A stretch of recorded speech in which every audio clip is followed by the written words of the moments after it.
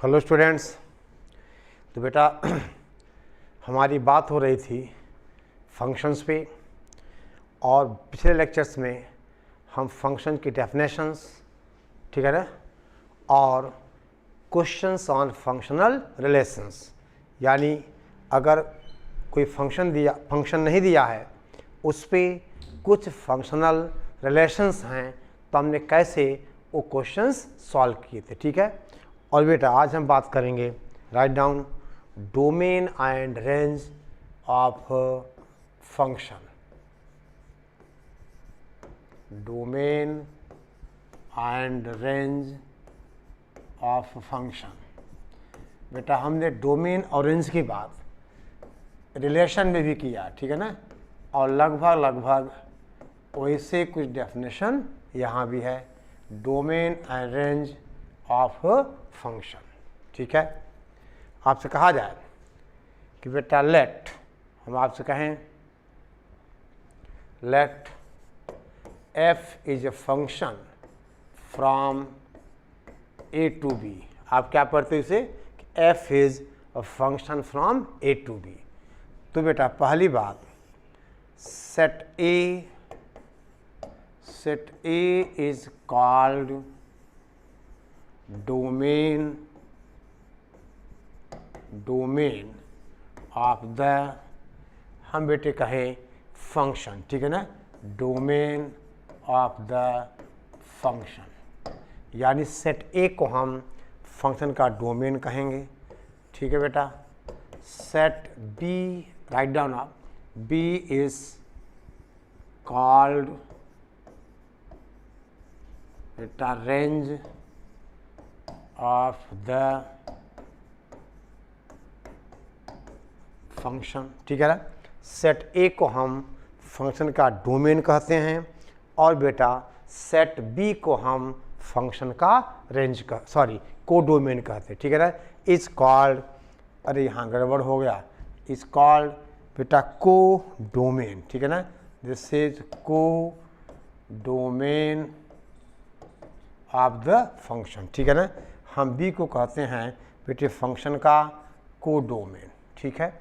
यानी अगर F A से बी में फंक्शन है तो ए को हम डोमेन और बी को कहते हैं हम को डोमेन। और तीसरी बात, the set of elements of B, ठीक है ना, set of elements of B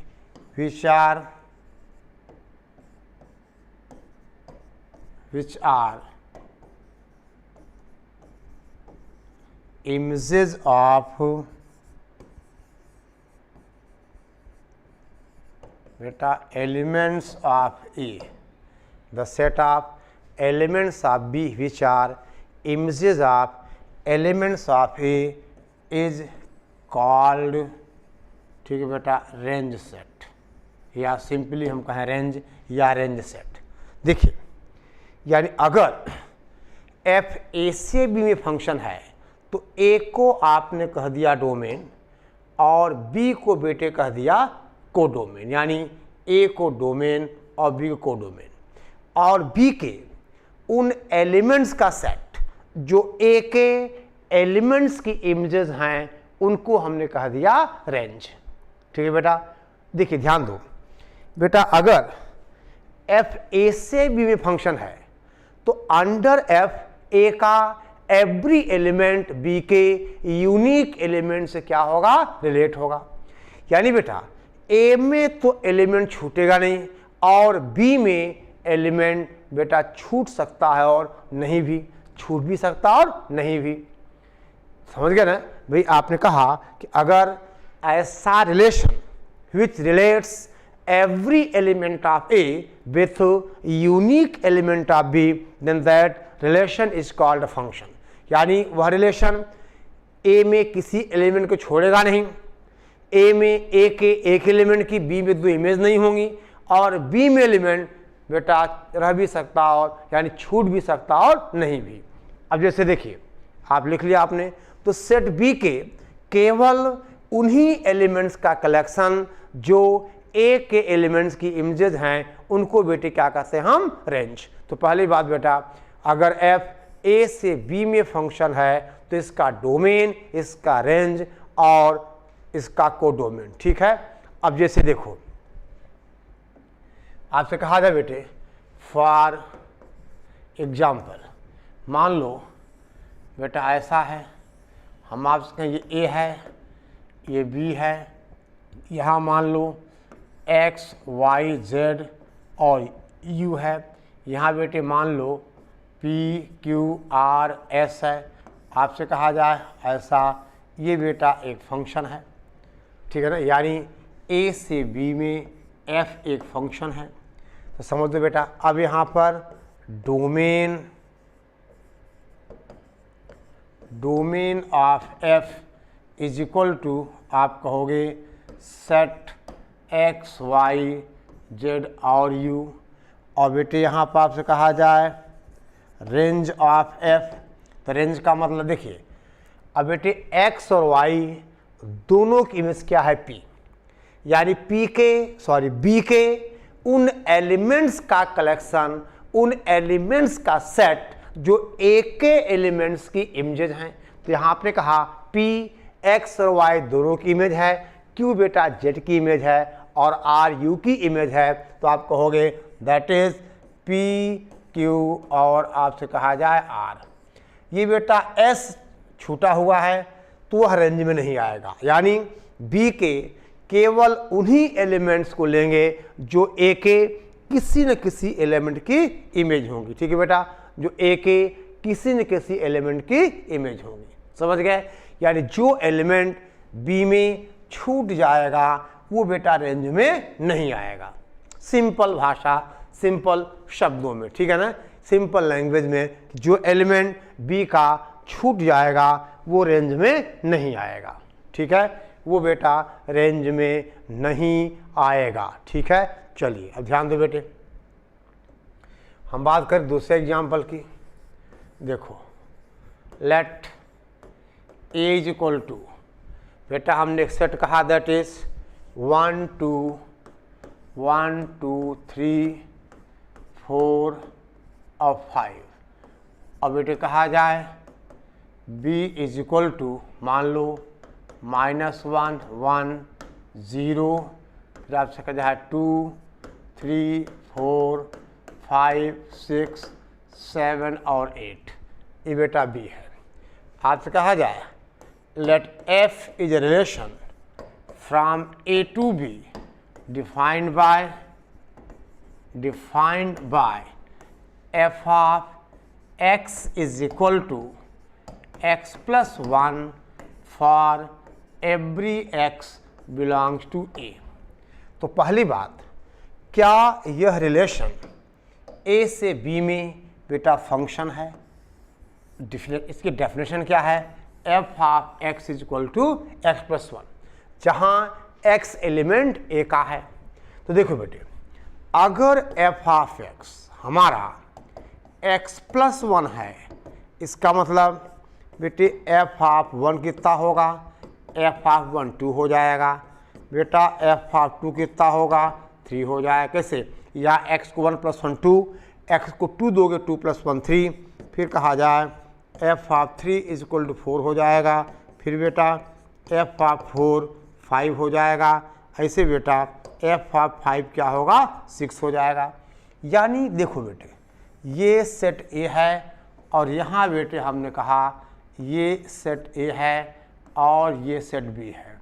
this is 1 2 3 4 और 5, ये हो गया बेटा -1 1 0, ठीक है ना, फिर 2, आपसे कहा जाए 2 3 4 5, ठीक है ना, 6 7 और 8, ठीक है।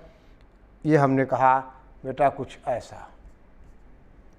चलो देखिए, इस relation f(x) is equal to X plus 1 के थ्रू 1 रिलेट होगा 2 से, बेटा 2 रिलेट होगा 3 से, 3 होगा 4 से, 4 होगा 5 से, 5 होगा 6 से।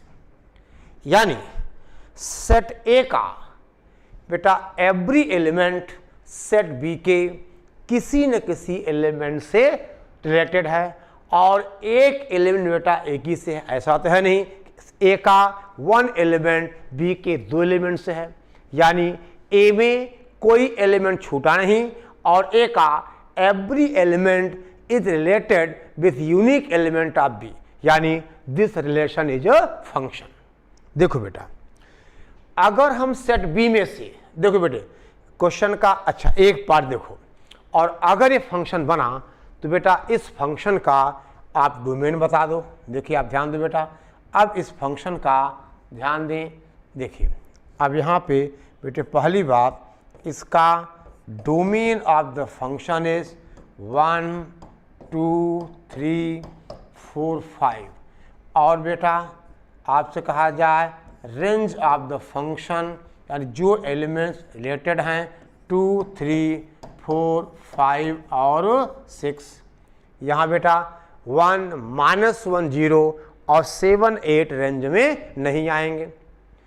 अब देख बेटे, अगर हम इस सेट बी से, आपसे कहें बेटा कि हम सेट बी से मान लो इस 3 को हटा दें, अगर 3 हटा दोगे तो सेट ए का 2 छूट जाएगा। देखो एक पार्ट बेटे खत्म हो गया क्वेश्चन का, ए था बी था, एक रिलेशन था, आपने कहा यह रिलेशन फंक्शन है क्योंकि under that relation every element of A is related with unique element of B. ठीक है बेटा, तो आपने कहा ये हो गया फंक्शन। अगर फंक्शन है तो इसका डोमेन हुआ, ये इसका रेंज हुआ। अब इस क्वेश्चन को थोड़ा सा बढ़ा रहे हैं। अगर बेटे हम यहाँ पर 3 को हटा दें, अगर 3 हटा दोगे तो 2 छूट जाएगा, और अगर ए में एक एलिमेंट छूट गया तो फिर वह रूल फंक्शन नहीं होगा। है बात समझ में? अगर हम 2 को हटा दें, 3 को हटा दें या 4 को हटा, देखिए 0 को हटाने से कोई फर्क नहीं पड़ेगा, फंक्शन रहेगा वो, क्योंकि 0 किसी की इमेज ही नहीं है। 1 और -1 को हटाने से भी कोई फर्क नहीं पड़ेगा क्योंकि कोई किसी की इमेज ही नहीं है। अब बेटे अगर हम 2 3 4 5 6 में से किसी एक को हटा दें तो यह रिलेशन फिर फंक्शन नहीं होगा। आई बात समझ में? तो फंक्शन होने के लिए आपने कहा कि every element of A is related to, ठीक है ना, यूनिक एलिमेंट ऑफ बी। ठीक है, कोई दिक्कत कोई परेशानी? चलो अब बेटा आगे पढ़े एकदम ज्योमेट्रिकल मीनिंग या graphical meaning of domain and range. दे बेटा एक बात आप ये देखो, अगर ये fx इक्वल टू x+1 है तो इसको आप ऐसा भी लिखोगे y इक्वल टू fx। तो देखिए जो x की वैल्यू है वो कहाँ गई? डोमेन पे, और उस पे जो फंक्शन यानी y की वैल्यू कहाँ है? रेंज में। यानी अगर हम ग्राफिकली बात करें तो डोमेन होगा x एक्सिस पे और रेंज होगा y एक्सिस पे।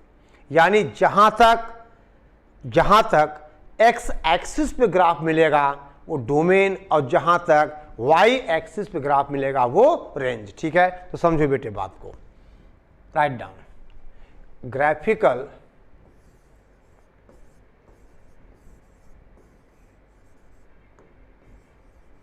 ग्राफिकल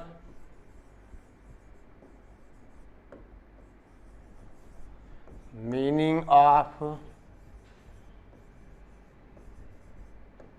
डोमेन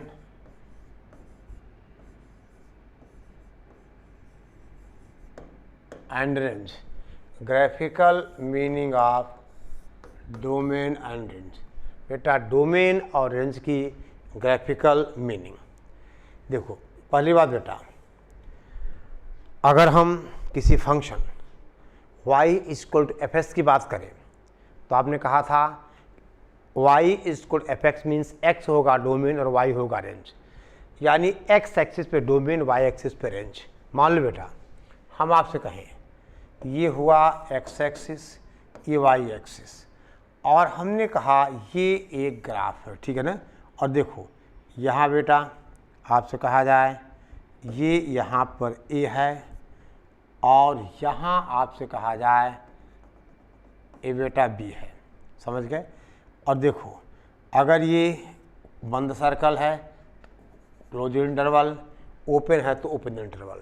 आप भी देखिए, अगर आप ए से बी तक जाओ तो फंक्शन का ग्राफ या तो नीचे या तो ऊपर बेटे मिलता जा रहा है। देखो आप हर जगह आपको ग्राफ मिलता जा रहा है, यानी इस फंक्शन का जो डोमेन हो जाएगा that is closed interval A B. अगर यहाँ पे बेटा क्लोज सर्कल है तो ठीक, यानी इसका डोमेन हुआ दैट इज आपसे कहा जाए ए टू बी। ठीक है बेटे, अब आपसे कहें हम, देखिए आप जहाँ भी जा रहे हो या तो ग्राफ ऊपर या नीचे मिलता जा रहा है। अब देखिए हम इसके रेंज की बात करें, देखो बेटा मान लो, देखिए अब यहाँ पर फंक्शन की वैल्यू ये है, देखो और बेटा आपसे कहा जाए ये ऐसा है। अगर हम C से D तक जाएं तो ग्राफ या तो इधर या तो बेटा देखो यहाँ देखो ग्राफ मिलता जा रहा है, यहाँ भी देखो आप ग्राफ मिलता जा रहा है, यानी अब इसका जो रेंज होगा वो C to D हो जाएगा। देखिए B के आगे डोमेन नहीं होगा, क्योंकि B के आगे जाओगे तो फंक्शन हमें डिफाइंड ही नहीं मिला। ये बात हम बेटा पिछले लेक्चर में डिफाइन कर चुके हैं। हम D के आगे जाएं बेटा, हम D के आगे जाएं तो ग्राफ इंटरसेक्ट नहीं हुआ, C के नीचे आए तो इंटरसेक्ट नहीं हुआ, यानी इस फंक्शन का बेटा आपने कहा इसका डोमेन हो गया दैट इज आपने कहा बेटा A से लेकर कहाँ तक बोलो B तक, इसका बेटा डोमेन हो गया, और C से लेकर D तक इसका क्या हो गया, रेंज हो गया। यानी y एक्सिस पे डोमेन और y एक्सिस पे रेंज और x एक्सिस पर डोमेन। ठीक है ना। अब बेटे एक और एग्जांपल लेते हैं हम, ध्यान दो आप, आपसे कहें हम, लिखो बेटा एक फंक्शन कुछ ऐसा डिफाइंड है, देखिए समझ गए ना। यानी ग्राफ अगर दिया हो तो हम बता सकते हैं कि फंक्शन का डोमेन और रेंज क्या होगा। जहाँ तक हमें x एक्सिस पर ऊपर या नीचे ग्राफ मिलता जाए वो सारा डोमेन होगा, और जहाँ तक बेटे हमें y एक्सिस पर दाएं या बाएं ग्राफ मिलता जाए वो क्या होगा, हमारे फंक्शन का बेटा रेंज होगा। ठीक है ना, क्या होगा, रेंज होगा। अब जैसे देखिए आपसे कहें हम, बेटा मान लो किसी फंक्शन का ग्राफ कुछ ऐसा है, आपसे कहा जाए बेटा हम एक ग्राफ ड्रॉ करें कुछ ऐसा, देखो और बेटे ऐसे। अब हमें इसका डोमेन और रेंज बेटा बताना, ठीक है ना, हमें इसका डोमेन और रेंज बताना है। एक सेकेंड ना, इसको ऐसा कर लिया जाए,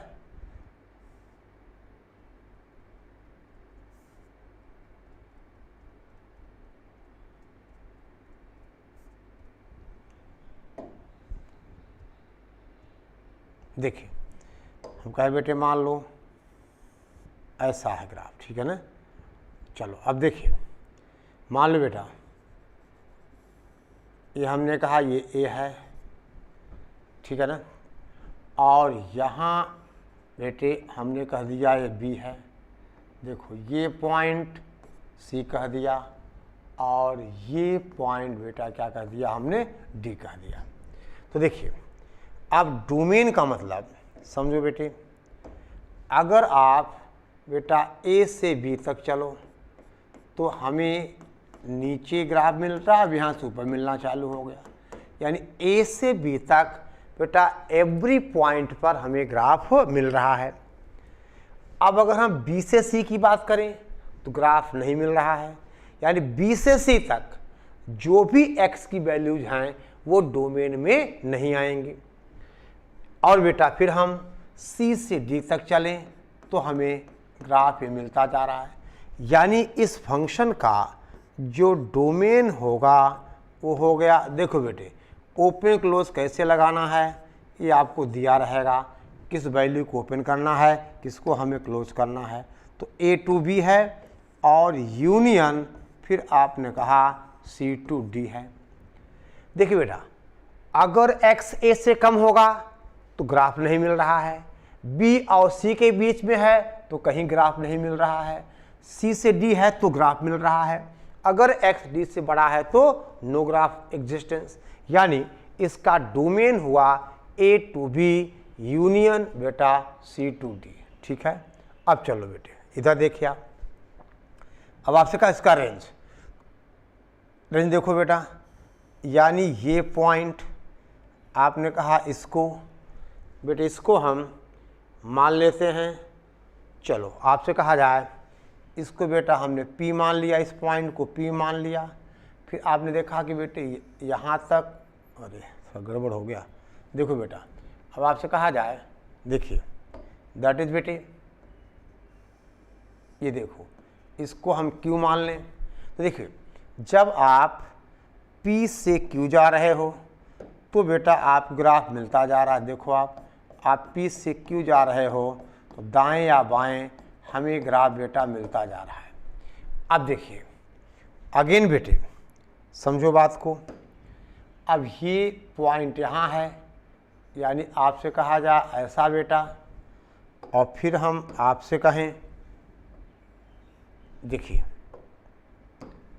ये यहाँ पर, यानी ऐसा, यानी फिर समझो बेटा आपसे कहा जाए कि बेटा अगर ये पॉइंट हम R मान लें, इसको S मान लें, तो देखिए जब आप Q और R के बीच हो तो हमें ग्राफ नहीं मिल रहा है, यानी इस फंक्शन का बेटा रेंज हो जाएगा, range of the function is बेटा P to Q, फिर आपसे कहा जाए union that is R to S। ठीक है ना, P to Q union R to S, ये इसका क्या हो गया, रेंज हो गया।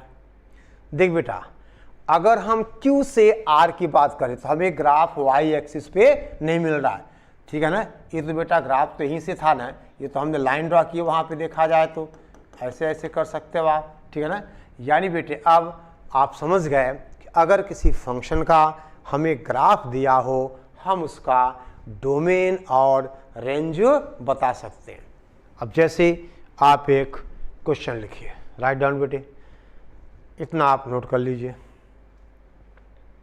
ठीक है बेटा, चलो अब देखो आपसे कहा जाए बेटा,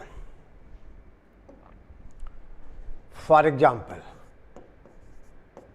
हम एक क्वेश्चन की बात करें, मान लो किसी फंक्शन का ग्राफ दिया हुआ है, ये मान लो बेटा 1 है, यानी ऐसा, और आपसे कहा जाए बेटे ऐसा, तो आप देखिए, आप देखो ये बेटा बढ़ता जा रहा है, यहाँ बढ़ता जा रहा है, यानी इसका डोमेन तो हो गया -∞ to ∞, यानी that is domain of the function is equal to -∞ to ∞। बेटे इसी को हम सेट ऑफ रियल नंबर्स भी कहते हैं। और बेटे y एक्सिस पर ये ग्राफ क्या है, 1 के एबव है, y एक्सिस पर ये ग्राफ बेटा 1 के क्या है, एबव है। तो आप क्या कहोगे कि इस फंक्शन का जो रेंज होगा दैट इज बेटा 1 to इनफाइनाइट होगा, 1 to बोलो क्या होगा, इनफाइनाइट, क्योंकि y एक्सिस पे फंक्शन की वैल्यू 1 के ऊपर है, यानी 1 के नीचे आप आ रहे हो तो बेटा ग्राफ आपको नहीं मिल रहा है, यानी इस फंक्शन का डोमेन हो गया -∞ to ∞, और इसका रेंज हो गया 1 to इनफाइनाइट। ठीक है बेटा, इसका रेंज हो गया 1 to इनफाइनाइट। ठीक है, अब देखिए हम बेटे बात करें, मान लो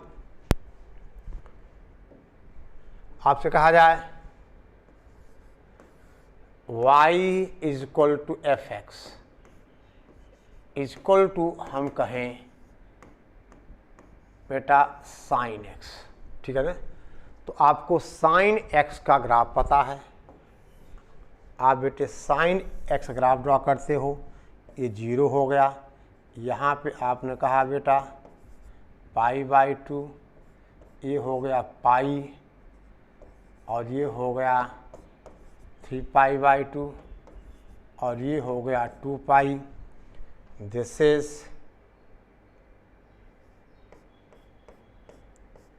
-π/2, दिस इज -π माइनस 3π/2, ये हुआ -2π। और दे बेटा ये 1 है और यहाँ ये -1 है और ये बेटा ग्राफ हो गया आपसे कहा जाए sin x का। ऐसे बेटी, अरे बोलो भाई, आपने बेटा 11th में ये ग्राफ ड्रा किया हुआ है।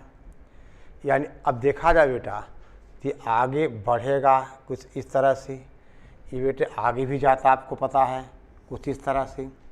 यानी अब इस फंक्शन का बेटा डोमेन हो गया -∞ टू ∞।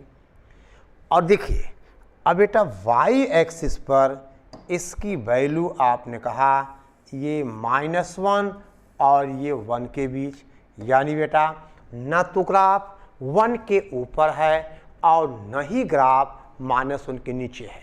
यानी इस फंक्शन का बेटा रेंज हो जाएगा, रेंज इज इक्वल टू हम कहें बेटा -1 to 1। यानी range of the function is equal to -1 to 1। ठीक है बेटा। यानी अगर हमें ग्राफ दिया हो तो बेटे हम फंक्शन का डोमेन और रेंज डिफाइन कर सकते हैं। ठीक है ना। ओके, अगर फंक्शन का बेटा ग्राफ गिवन हो तो हम उसका डोमेन और रेंज डिफाइन कर सकते, बता सकते हैं। हम y एक्सिस पे, हम x एक्सिस पे मूव करें, x की जिन वैल्यूज़ के लिए हमें ऊपर नीचे ग्राफ मिलता जाए डोमेन में आ जाएंगी। जिन वैल्यूज़ के लिए ग्राफ नहीं मिलेगा वो डोमेन में नहीं आएंगे।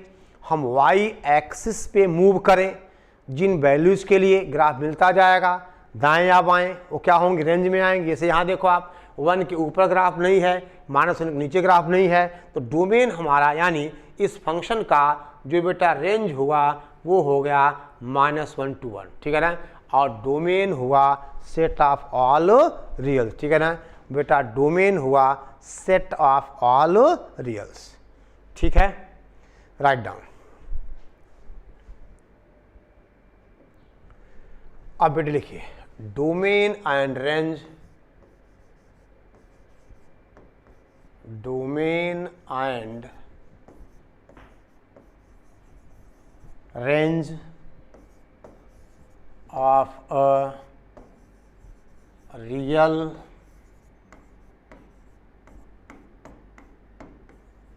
Function, domain and range of real function. दे बेटा अब रियल फंक्शन क्या है। फिर आपने कहा अगर हम बेटा ऐसा फंक्शन डिफाइन करें जो R to R हो, यानी R का मतलब सबसेट ऑफ रियल नंबर, और इस R का भी मतलब आपसे कहा जाए तो सबसेट ऑफ रियल नंबर। ठीक है ना।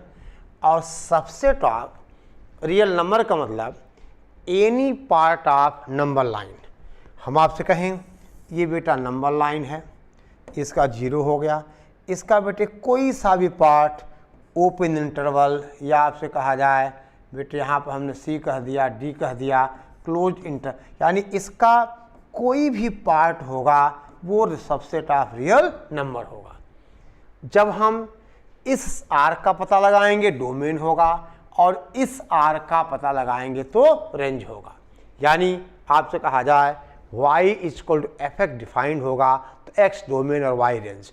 तो a function from subset of real number to a subset of real number is called a real function. ठीक है, ओके। अब बेटे हम किसी रियल फंक्शन की बात करें डोमेन और रेंज की, तो हमने पहले दिखाया बेटा रियल फंक्शन क्या होता है, यानी ऐसा फंक्शन जो सबसेट ऑफ रियल नंबर से बेटा सबसेट ऑफ क्या हो, रियल नंबर में हो, ठीक है ना, subset of real numbers to subset of real numbers, ठीक है।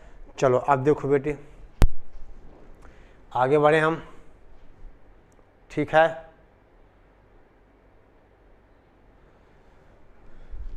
Let f is a function from R to R, ठीक है ना, गिवन बाय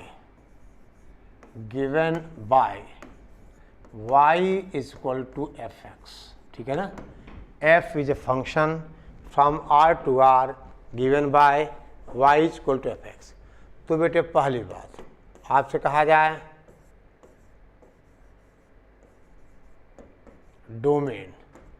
डोमेन का मतलब बेटे द सेट ऑफ, देखो the set of values of x,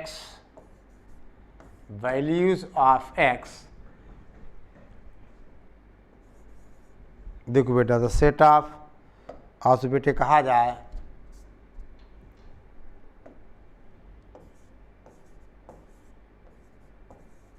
values of x for which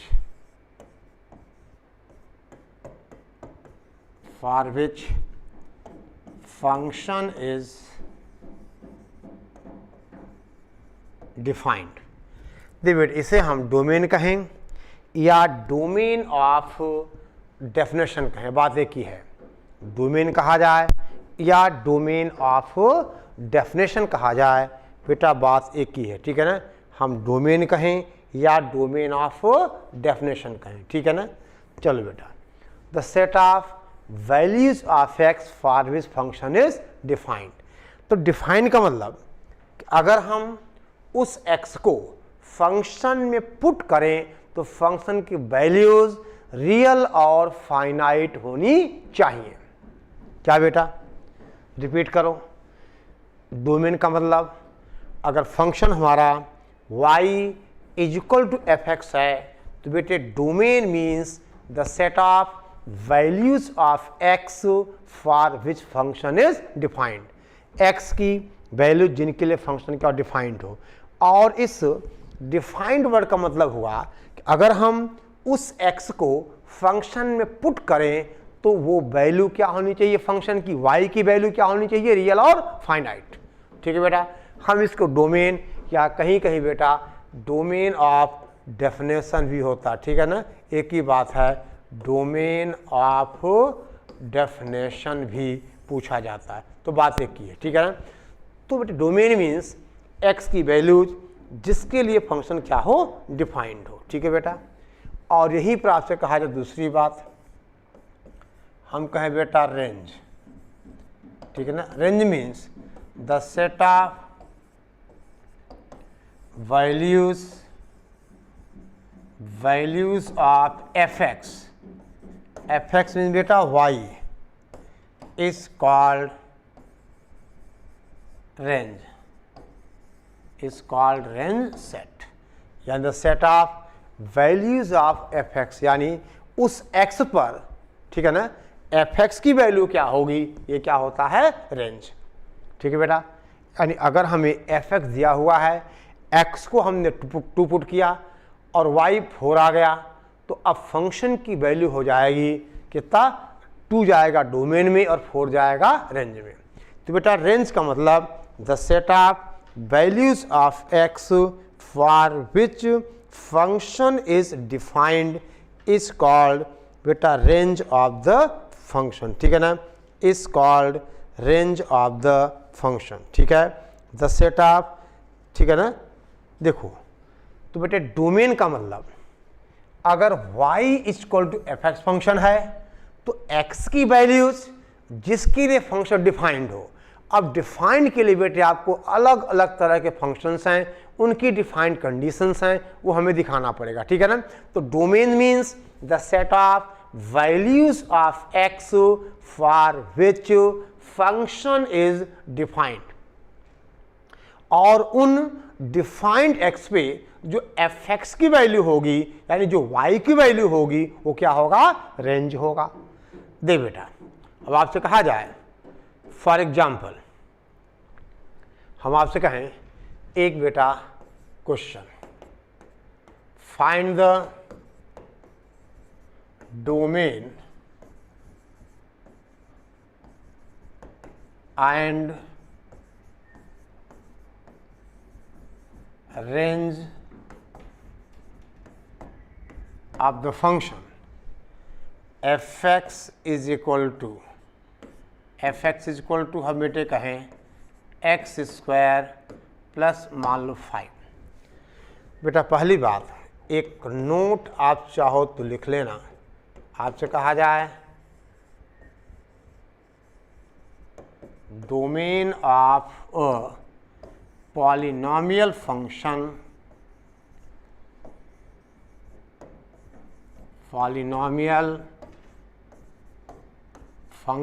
is R, यानी सेट ऑफ रियल नंबर्स, यानी minus infinity to infinity.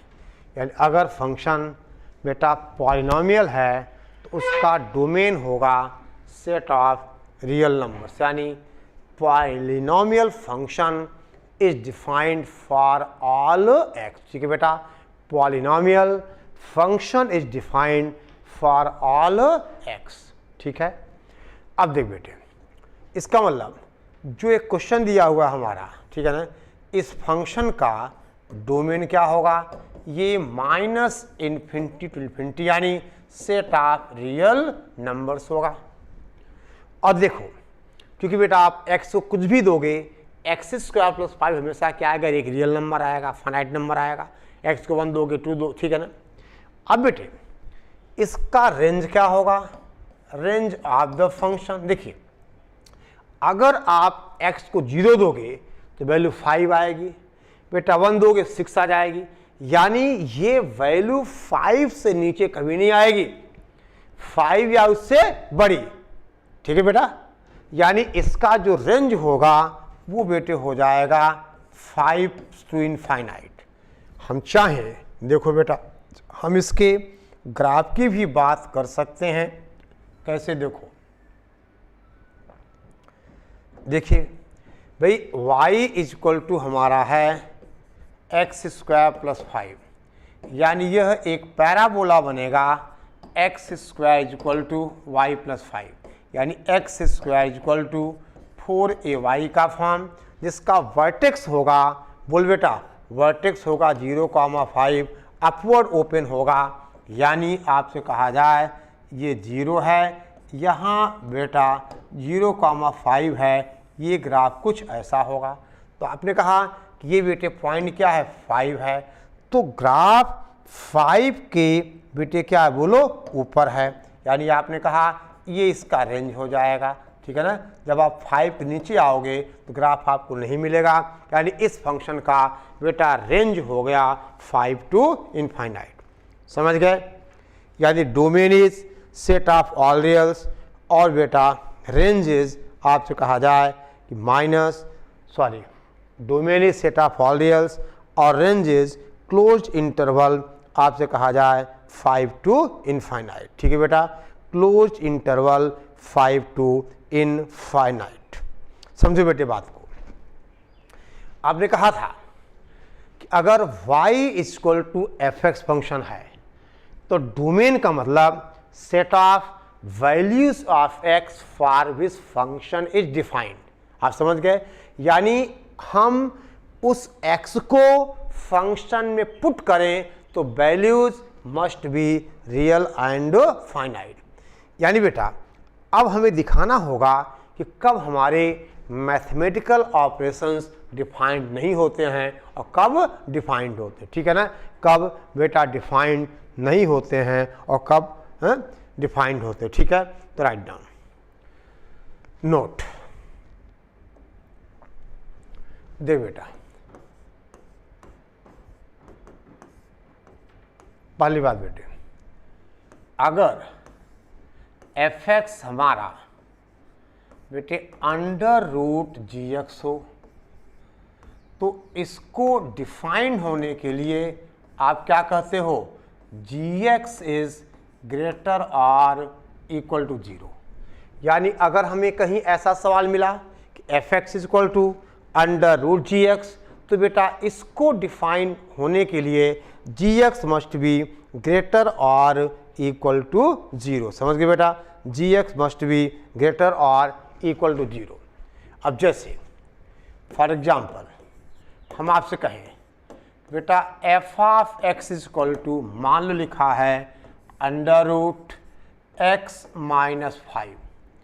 आपसे कहा जाए इस फंक्शन का डोमेन क्या होगा और इसका रेंज क्या होगा। तो देखो बेटे, पहली बात, अब डोमेन के लिए फॉर आपसे कहा जाए बेटे domain x minus 5 must be greater और इक्वल टू 0, यानी बेटे x इज ग्रेटर और equal to 5। x minus 5 is greater और equal 0 means x is greater और इक्वल टू 5, यानी इस फंक्शन का बेटा डोमेन होगा 5 टू इनफाइनाइट। ठीक है बेटे, इस फंक्शन का डोमेन होगा 5 टू इनफाइनाइट। बोलो हाँ या ना। ठीक है बेटा, अब देखिए रेंज के लिए क्या करोगे आप, देखिए x को 5 दोगे तो 0 आ जाएगा। अब बेटा 5.1 दोगे तो वैल्यू 0 से बढ़ने लगेगी, यानी इस फंक्शन का जो बेटा रेंज होगा, बोलो ये 0 टू इनफाइनाइट होगा। भाई x पे कंडीशन है, x हमारा 5 है या 5 से बोलो बेटा बड़ा है। तो अगर हम x को 5 लेंगे तो 5 माइनस 5 0 हो गया, यानी अब 5.1 लोगे, 5.2 लोगे, 5.3 लोगे, अरे 10 11 ऐसे लेते जाओगे तो वैल्यू 0 से बड़ी आती जाएगी। यानी आपसे कहा जाए इस फंक्शन का बेटा रेंज हो गया, हम आपसे कहें 0 टू, अरे बोलो 5 टू इनफाइनाइट टू। ठीक है ना, 5 टू इनफाइनाइट। ठीक है बेटा, अब देखिए, तो पहली बात, अगर एफ एक्स हमारा बेटे कहीं डिफाइन हो अंडर रूट जी एक्स, तो आप कहोगे to define this function G x must be greater और इक्वल टू 0। ठीक है ना, G x must be greater और इक्वल टू 0। ठीक है, फिर बेटा दूसरा है कि अगर एफ एक्स हमारा कांस्टेंट अपॉन जी एक्स हो, तो इसको डिफाइन होने के लिए जी x must be non zero, क्योंकि नंबर सिस्टम में divisibility by zero is not defined. फिर बेटा एफ एक्स हमारा अगर के एक्स के अपॉन अंडर रूट जी एक्स हो, तो बेटे इसको डिफाइन होने के लिए जी x must be greater than zero. ठीक है ना बेटा, इसको डिफाइन होने के लिए हम आपसे कहें G x must be greater than zero. ठीक है ना बेटा, G x must be greater than zero. ठीक है, आई बात समझ में? ओके। अब जैसे आपसे कहा जाए एक क्वेश्चन, मान लो बेटा हम कहें F X is equal to X square minus 5x plus 8 upon X square minus 4। तो अब बेटा इसको डिफाइन होना है, तो एक्स स्क्वायर माइनस 4 को क्या होना पड़ेगा, नॉन जीरो। तो आप कहोगे x is not equal to 2 या माइनस 2, यानी इसका डोमेन हो गया x is not equal to minus 2 या प्लस 2। ठीक है बेटा, आई बात समझ में? ओके, ठीक है ना। तो आप इतना देखिए और बेटे बाकी की बात हम अगले लेक्चर में। और बेटे यहाँ पे हमने पूरी कोशिश की कि आपको डोमेन और रेंज का मतलब समझाया जाए, क्योंकि फंक्शन का, ठीक है ना, अगर किसी फंक्शन को आगे हमें अगर उसको पढ़ना है, ठीक है ना, तो हमें उसका डोमेन और रेंज पता होना चाहिए, यानी कहाँ से कहाँ तक ये जा सकता है। ठीक है, ओके, लिखो बेटा।